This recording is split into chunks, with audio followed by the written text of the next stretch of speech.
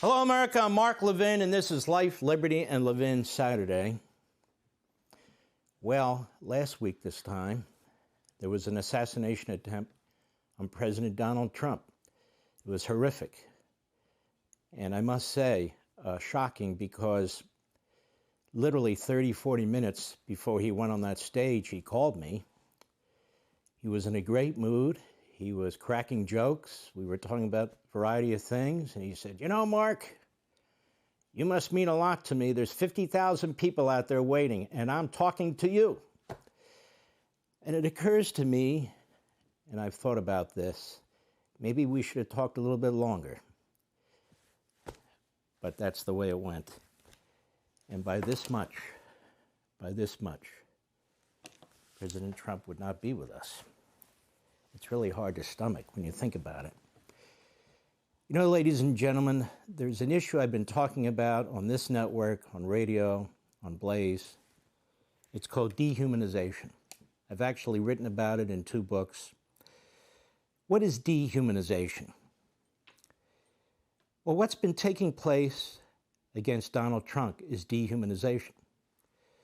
What am I talking about? The systematic, relentless, pervasive media Democrat Party dehumanization. That is, treating somebody like they're a non-human, treating somebody like they don't deserve to be treated with any form of respect whatsoever. They've done this repeatedly to many people. In fact, Joe Biden has led the way for his entire career. Robert Bork, Clarence Thomas, the Democrat Party, Alito, Kavanaugh, Netanyahu. But the worst of it has been saved for Donald Trump. Endless, relentless, repetitive. Dehumanization encourages violence. Why else use it? It involves the use of language, controlling language, psychological warfare, repetition, thought control. And this is something that Saul Alinsky in Rules for Radicals talks about.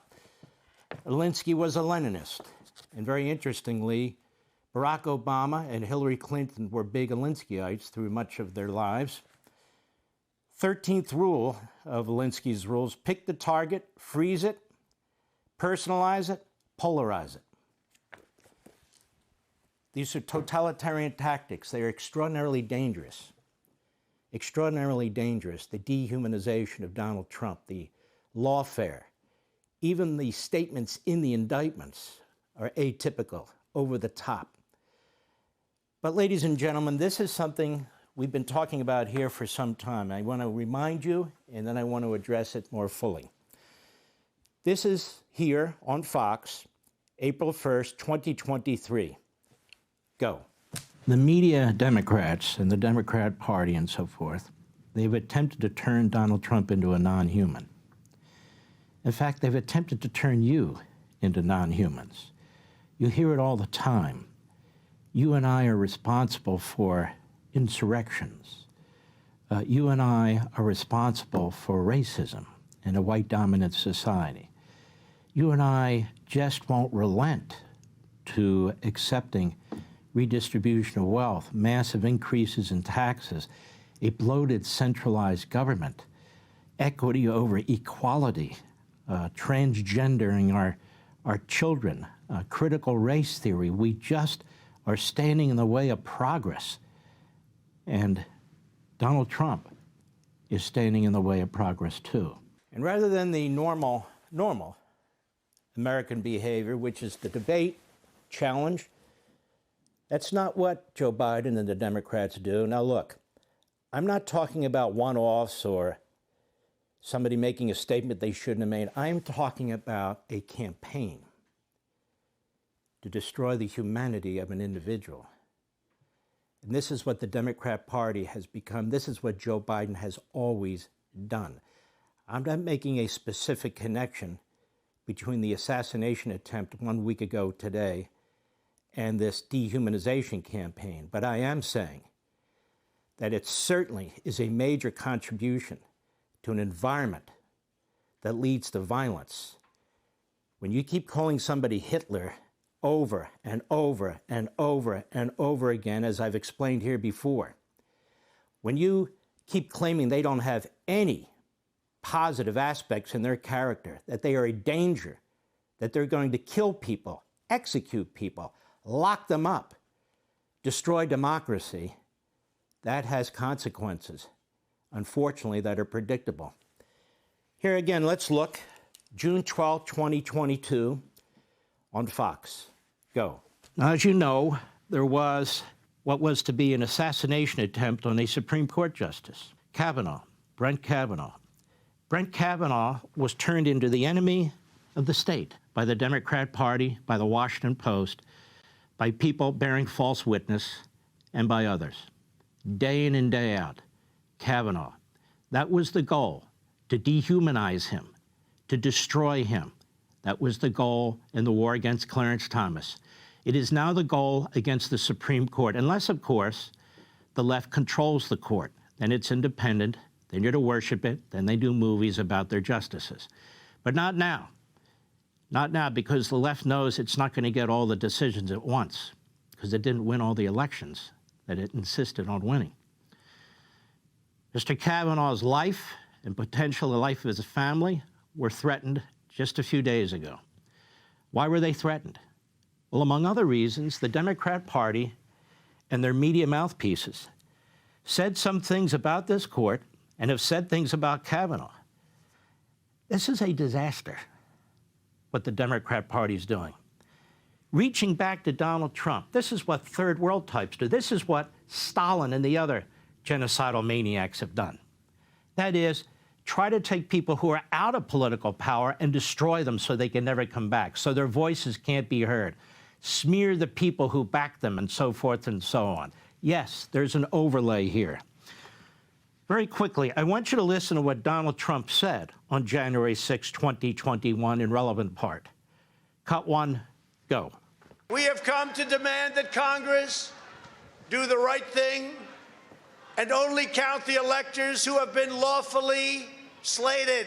Lawfully slated. I know that everyone here will soon be marching over to the Capitol building to peacefully and patriotically make your voices heard. Today we will see whether Republicans stand strong for integrity of our elections, but whether or not they stand strong for our country. That is about as passive a statement you could possibly make. Peacefully and patriotically. Does that sound like a man leading an insurrection? No. And despite criminal investigations, media investigations, a corrupt January 6 Nancy Pelosi Politburo that destroyed half the evidence that they had so you and I wouldn't get the facts, not a syllable, not a word, not a sentence, not a paragraph, not a text, not an email, not a document, not a video, not an audio, nothing, where Donald Trump ever incited an insurrection, ever, which is why he was never charged with it. But you wouldn't know it listening to the media.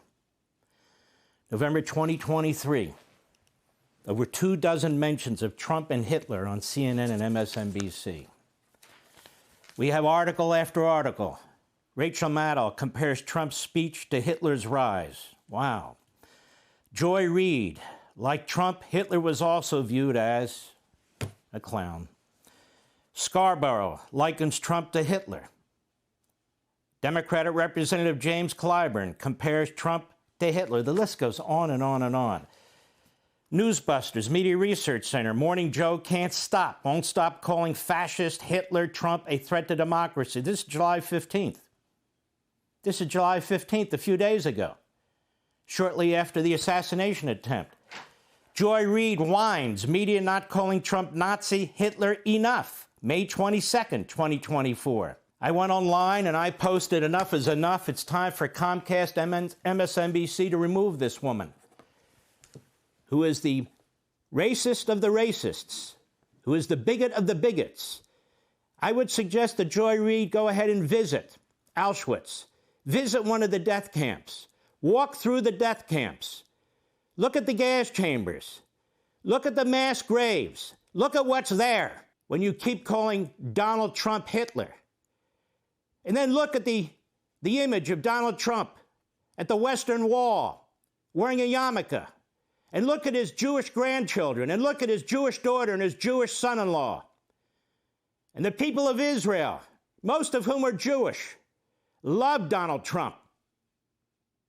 And yet Joy Reid won't stop calling him Hitler. I wrote a book on freedom of the press in 2019. In part, here's what I said. Even the tone of the press in reporting on President Trump has reached a level of invective rarely seen in politics. The president is repeatedly referred to or impliedly compared to a fascist dictator, neo-Nazi, white supremacist, racist, Hitler, Stalin, or Mussolini in various news outlets and on media platforms by their journalists, paid commentators, and invited guests. These unhinged and shameful characterizations and rants are so numerous, they're easily searchable and profuse on the internet. Here's a few examples. When Trump goes out there and whips people up, it's like a Mussolini rally. And yes, that's what I said. Joe Scarborough, MSNBC. It's our responsibility to call out those times when constitutional norms are being challenged. Those times when the President of the United States actually channels Joseph Stalin and calls the media the enemy of the people. Joe Scarborough, MSNBC. Donald Trump talks like a racist, thinks like a racist, makes statements like a racist, conjures emotions that give succor and support to white supremacists and white nationalists. Oh, really? Michael Eric Dyson, MSNBC. Our president is a disturbed person. He's behaving in ways that are simply inexplicable. New York Times columnist Thomas Friedman. The world witnessed a betrayal the likes of which we've never seen. America's president sided with its enemy today. At the time, CNN's Chris Cuomo. The spirit of what Trump did is clearly treasonous. It's a betrayal of the United States. He threw our U.S. intelligence services, flushed them away, and he came off as being a puppet of Putin. People are going to say there's the taint of treason around this White House. CNN contributor, at least at the time, historian Douglas Brinkley. Well, if anybody's issuing demented words of violence and death, I would say it's the President of the United States. I mean, it's quite a pass we've come to when the leadership of a country like Iran seems more stable and rational than the President of the United States, CNN analyst Max Boot. We got a guy, Trump, who gets up every morning and excretes the feces of his moral depravity into a nation he has turned into a psychic commode. That's what he's done, and he's a bigot in chief and a racist in residence. Look at this mendacious, relentlessly lying, bigoted, ill-informed person that we have. MSNBC political analyst Michael Eric Dyson. It goes on and on and on. ABC, NBC, CBS, the New York Times, the Washington Post. I've been talking about this dehumanization issue for decades. I wrote about it. I talked about it on radio 2 weeks before the assassination attempt. You know, it's an amazing thing, America. It's an amazing thing what our media have turned into. I call it Al Jazeera media, a media that has defended Hamas against Israel. I call it also Pravda media, a media that is loaded with sympathies and support for Marxist elements in our government, parts of the Democrat Party. It is awful, absolutely awful. Are they going to tamp it down? I don't think they are. Until these big international corporations that own CNN and MSNBC and NBC and CBS and ABC, until they start firing some of the worst, it's not going to tamp down. As a matter of fact, it's been a week since the assassination attempt on President Trump, and what do you hear them say? Oh, look at that photograph. We're using that photograph too much where he's standing up after he was shot with his fist in the air and the American flag. We're turning him into a martyr. Oh, he contributed to his own shooting. And it goes on and on and on. The poison in the American media leaches out to the general population, is relentless, it is repetitive, it is pervasive. They target people, they character assassinate people, which can, does, will lead to violence. Hey, Sean Hannity here. Hey, click here to subscribe to Fox News YouTube page and catch our hottest interviews and most compelling analysis. You will not get it anywhere else.